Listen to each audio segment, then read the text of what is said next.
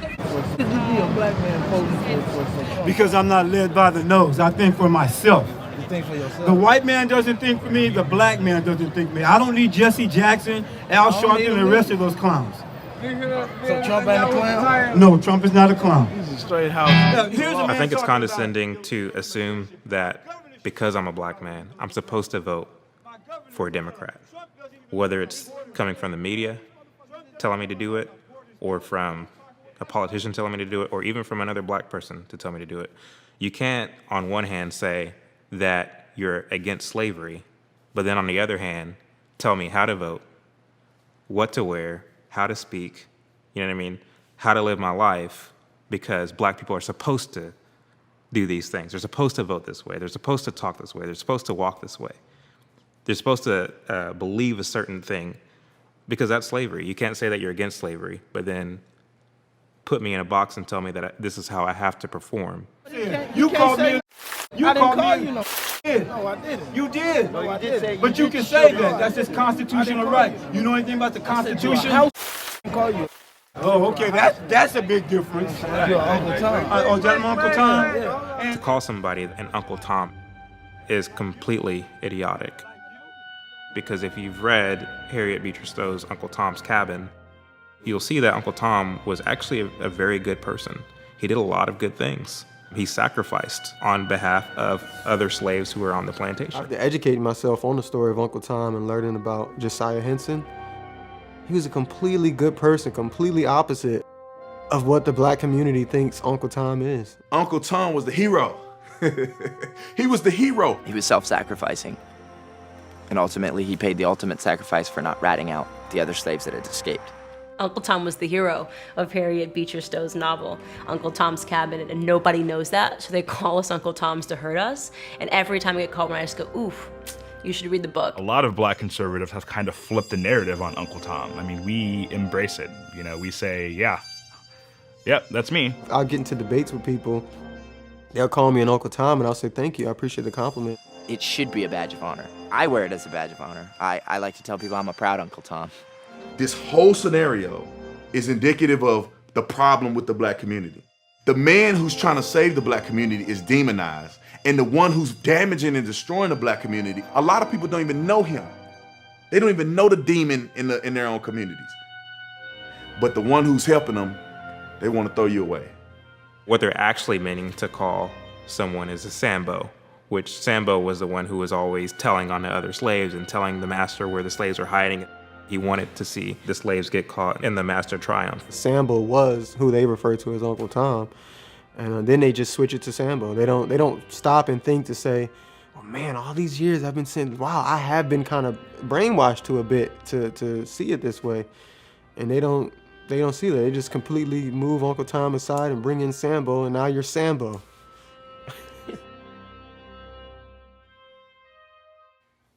I can change a bigot faster than I can a patronizing liberal. I'm going to now lead us in an apology from white Americans to African Americans on behalf of our country, to you and to your ancestors and to all of your people.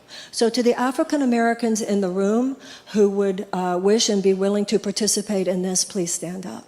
I saw a clip of Marianne Williamson where she had a bunch of white people. And now I'd like to ask white Americans who are sitting near you. Stand around black people in this church and repeat this solemn chant of, I'm sorry, basically, for all the atrocities that my people committed against you. On behalf of myself and on behalf of my country. To you and all African Americans.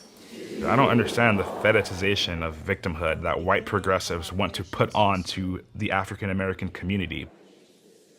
It's like, how dare you? For all the oppression and all of the injustices. I apologize. Dietrich Bonhoeffer said it best. He said that one of the most difficult human phenomena to confront is not malice, because malice you can confront with violence, it's folly. It's when someone is doing something that they believe to be in your interest. And the more you say to them, you're strangling me to death. Oh, but I love you. At their core, a white liberal is the ultimate narcissist. That's it. The ultimate narcissist.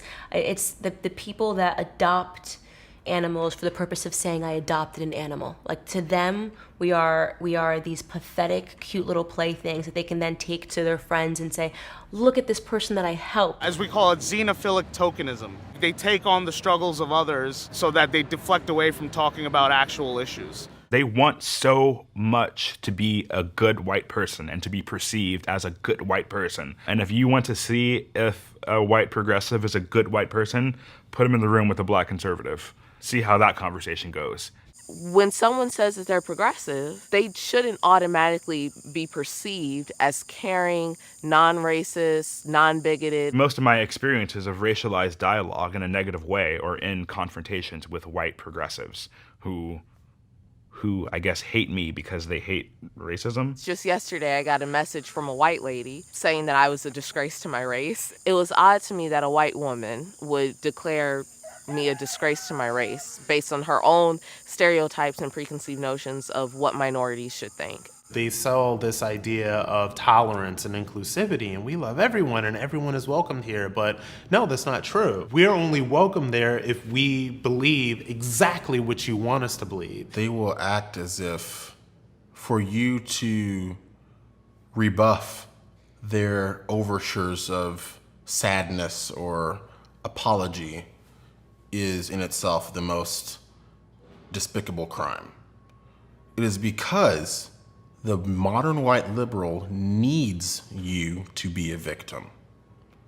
They have weaponized the notion of being a victim, and various minorities have latched onto that, and that has become the identity that they've taken on. What message is this sending to these white people that are having to go out in their actual lives or their workplaces or whatever and like deal with black people? The message that it's sending to them is that you have to walk on eggshells with this person. This person's going to be a perpetual victim, and I'm going to be so afraid to interact with this person as if they're a human being that I'm just not going to interact at all.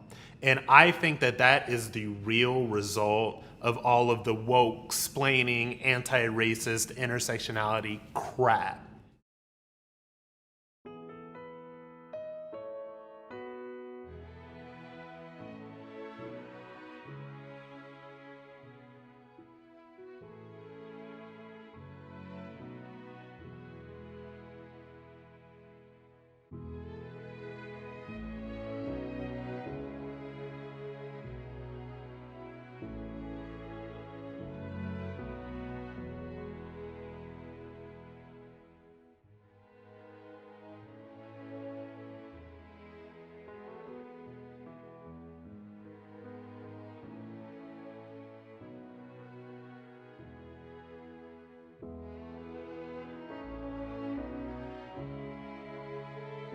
Certainly isn't about, the demonstrators. I mean, be real, I have a lot thicker skin than that.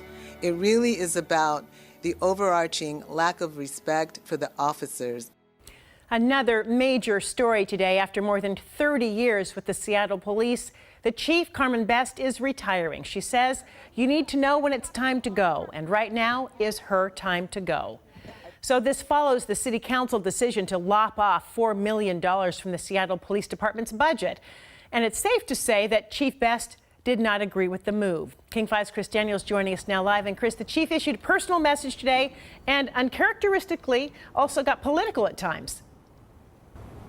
Yeah, Joyce, it was a retirement celebration and villainization of the Seattle City Council all rolled into one. An extraordinary news conference. I'm done. Can't do it. Seattle Police Chief Carmen Best abruptly retires and simultaneously tees off on the city council. Was ridiculous. Illegal, by the way, but also ridiculous. And so how else am I supposed to feel? There's a whole room full of department heads in here, and not one of them was named, just me. So yeah, I take it personal. Seattle's mayor got in her punches too. It has been so mystifying to watch the city council plow ahead without ever consulting her, talking to her, or listening to her pleas to be thoughtful. not to set artificial targets, but instead to have a plan. Best told King 5. It's a Chris Daniels move, but I'll take it. 2 years into her term, she made up her mind yesterday. A lot of focus on the original amendment last week to cut your pay by 40%, a six-figure cut, that was the straw that broke the camel's back. But it wasn't. I mean, if people think on any level that I'm here for the money, forget it. That's not the case. I can make more in other places. The fact of the matter is, I love the city, I love the police department, and I would stay if I thought it would help us. But I really don't at this point. The relationship is fractured. I think it's a sad loss for the city to lose Chief Best. Today, a pair of council members acknowledged a strategic misstep. So was that a mistake for the council to go through with that amendment last week without talking with her at all? Well, look, I think it was a mistake, and that's why I didn't vote for it. I felt it was a mistake. Yet Councilmember Lisa Herbold also says while the final language of the cuts weren't as severe as first pitched, she acknowledged Best's departure exposes damage in need of repair. How do you sell Seattle at this point? I think there's self-reflection that the council and the executive have to do. We have to find a way to work better together. Herbold did argue today that she believes there are ethics protocols in place that stops the council or the council members from dealing directly with department heads in any sort of budget negotiations. Best obviously felt that was not the case. Live tonight in Seattle, Chris Daniels, King 5 News. So, Chris, as you know, we reached out to all of the council members, as I'm sure you did. We've heard the two talk about it being a mistake, but we haven't heard any apologies to the chief for excluding her from the discussions or from this, what they called this misstep. Any apologies coming? Yeah, I mean, we have heard now multiple statements, Joyce, from 5 different council members. Lisa Herbold was the only one who used the words apology to Carmen Best. All right. Chris, thank you. Well, during the protests in Seattle, Chief Best got a lot of attention from the president and from the attorney general. And this afternoon, William Barr released this statement saying in part, quote, "In the face of mob violence, she drew the line in the sand and said enough, working tirelessly to save lives, protect her officers, and restore stability to Seattle. Her example should be an inspiration to all who respect the rule of law and cherish safety and security in their communities." Well, there is strong reaction to Chief Best's retirement. King 5's Natalie Swaby joins us live now with what community groups and the business leaders have to say about it today. Natalie? Well, the president of Downtown Seattle Association is calling it a sad day for the city of Seattle. Others who've worked with Chief Best for years say they do not like the way the chief was treated by city council. Devastated. I feel like it's a death. That is Victoria Beach's reaction to Chief Best announcing her retirement. Beach is the chair of the African American Community Advisory Council, which works with the police department to address issues in the community. It's a huge loss. I mean, I think our community's in trouble. We are in big trouble without her. Chief Best is stepping away after serving the department for nearly 30 years. I remember when she was a beat cop and became captain and then assistant chief. Pastor Kenneth Ransford says he's seen her at work in the community, and he's been paying attention to what's been happening in Seattle City Council meetings. Do you feel like she was treated fairly? No, I do not. Reverend Harriet Walden agrees. She says she's worked with the chief on community issues for years and says council was wrong to not consult with Best about cutting the police department's budget and her salary before they voted. The vote yesterday was anti-black. They wouldn't have done this to Chief O'Toole. We got to talk about that. Chief O'Toole would have been at least been invited in to talk about the police department. Carmen was never invited. I think it's a shame that she's leaving her post, although I understand her frustration and the disrespect that she's been shown over the last several days. The president and CEO of Downtown Seattle Association says Chief Best was someone who would listen and work to solve problems. We need to listen to her. We needed to listen to her. The council needed to listen to her. Seattle Metropolitan Chamber of Commerce released this statement saying Seattle City Council chose divisive rhetoric over responsible governance, and it's cost our city a respected leader. Beach says she's already seeing a ripple effect. African American community is so divided. Now, I mean, more divided than before. This is a city I was born and raised in, I love, and I'm ready to leave. Downtown Seattle Association also added that right now is the time to refocus and really look at what the city is going to do about providing public safety for the entire community. Live in Seattle, Natalie Swaby, King 5 News. Thank you, Natalie. Well, when Carmen Best steps down September 2nd, Adrian Diaz will become the interim chief. He's been with the department for more than 2 decades and said today he knows challenging times are ahead. Our department has had rough times during my career, but I believe this is the most challenging time in our history. Re-envisioning public safety, defunding the police, and a discussion of the role race plays in all of our governmental systems, these are at the forefront of our current challenges. Diaz started with the department as a patrol officer. He worked with the anti-crime team before joining the Investigations Bureau. He also went to Central Washington University to study criminal justice, got his master's from the University of Washington. Things are put against each other, but when we say we want to kill Whitey, we don't really mean we want to kill Whitey, we do. But when we say we want to kill Whitey, it's like it's a capitalist, not today. Finish the show. But when people react to people saying that white privilege, whiteness is a capitalist structure, it benefits itself, it hurts white people, it hurts non-black people, it hurts black people, but still this kind of fear of a black alternative, and it's these sort of rhetorics battled against each other, these extreme capitalist rhetorics of supremacy. The criticism is helpful.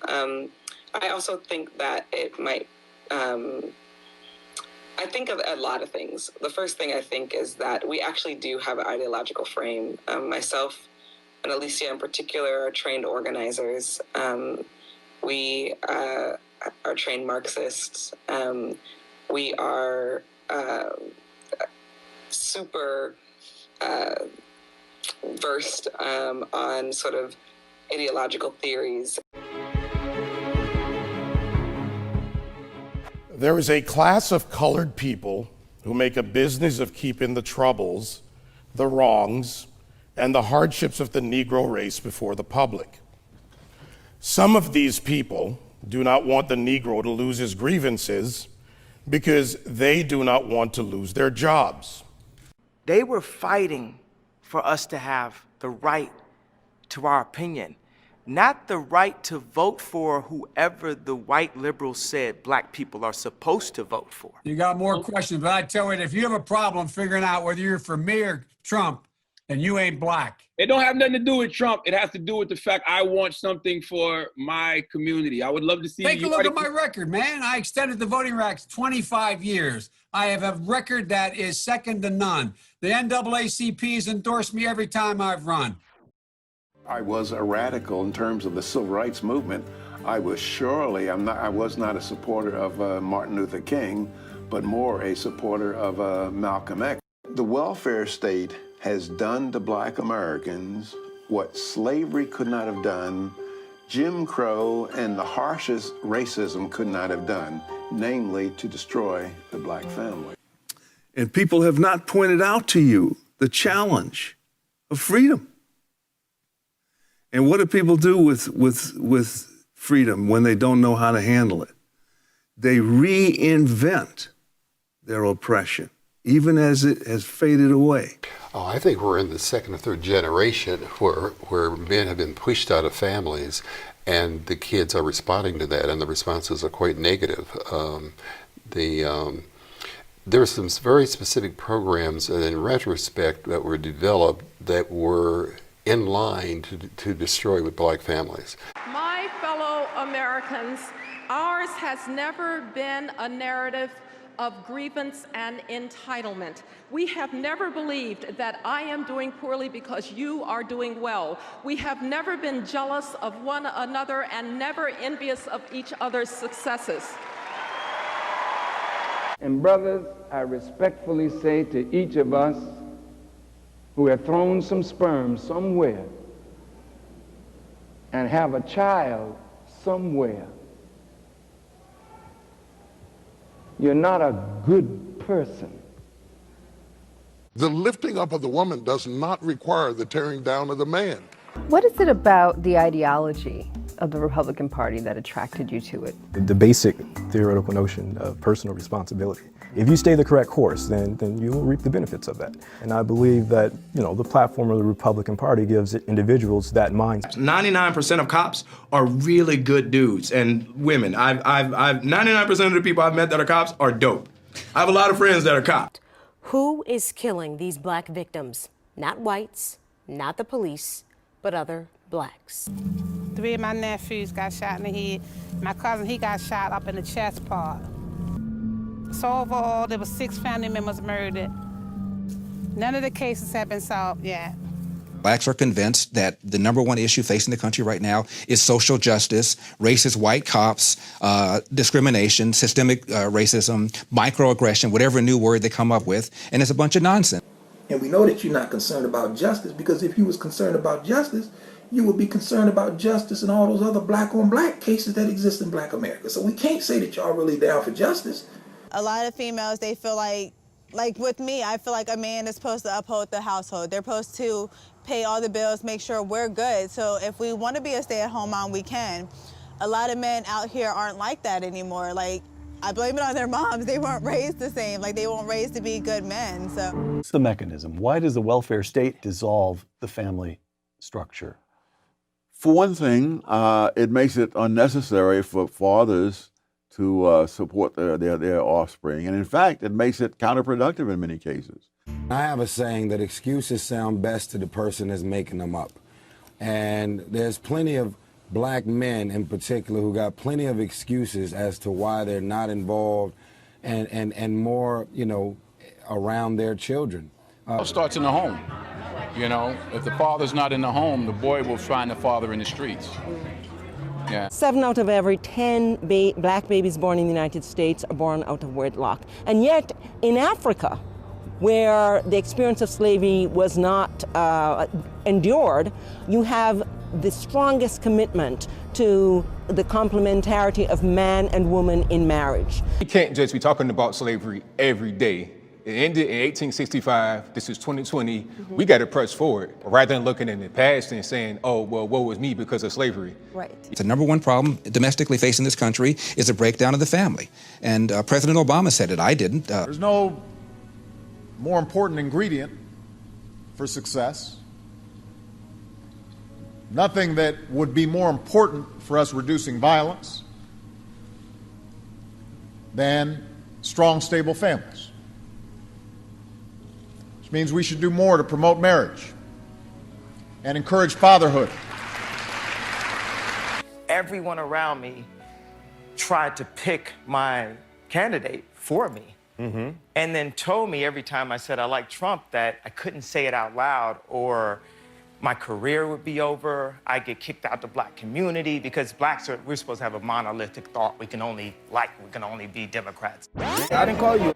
Oh, okay, that's a big difference. You're Uncle Tom. And Uncle Tom. Uncle Tom. Bedwench. Bootlicker. Black white supremacist. Chucking and jiving. House Negro. Coon. Uncle Tom. Coon. Now, it's a joke. Everything's racist. Just because somebody thinks differently than you does not make them a racist, okay?